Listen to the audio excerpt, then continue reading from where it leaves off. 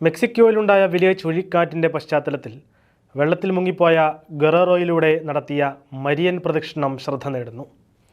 മുട്ടോളം വെള്ളത്തിൽ മുങ്ങിയ തെരുവിൽ പരിശുദ്ധ അമ്മയുടെ തിരുസ്വരൂപവും വഹിച്ച് വിശ്വാസികൾ പ്രദക്ഷിണം നടത്തുന്ന ചിത്രങ്ങൾ സോഷ്യൽ മീഡിയയിൽ വൈറലാണ്.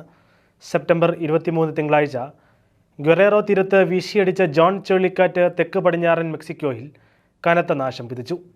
ഏറ്റവും കൂടുതൽ നാശനഷ്ടങ്ങളുണ്ടായ ഒരു പ്രദേശമാണ് ഗുറേറോ സംസ്ഥാനത്തിലെ മധ്യമേഖലയായ ടിക്സ്റ്റലെയെന്ന് പ്രദക്ഷിണത്തിന് നേതൃത്വം വഹിച്ച sanctuary of nativity of Mary ഇടവക വികാരിയായ ഫാദർ ജുവാൻ റിക്കാർഡോ പറഞ്ഞു.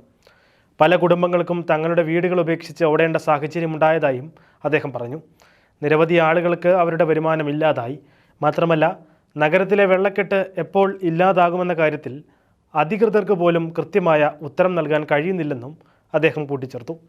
ഈ പശ്ചാത്തലത്തിലാണ് വൈദികൻ പ്രത്യാശ നഷ്ടപ്പെട്ട ജനങ്ങളുടെ ഉള്ളിൽ പ്രത്യാശ മടക്കിക്കൊണ്ടുവരുന്നതിന് പരിശുദ്ധ അമ്മയുടെ മാധ്യസ്ഥം യാചിച്ച് പ്രദക്ഷിണം നടത്താൻ മുന്നിട്ടിറങ്ങിയത്. 16-ാം നൂറ്റാണ്ട് മുതൽ ടിക്സ്റ്റലിൽ നിലനിൽക്കുന്ന പരിശുദ്ധ അമ്മയുടെ രൂപം എല്ലാ വർഷവും വിവിധ പ്രദേശങ്ങളിൽ നിന്നുള്ള തീർത്ഥാടകരെ വളരെയധികം ആകർഷിക്കുന്നതാണ്.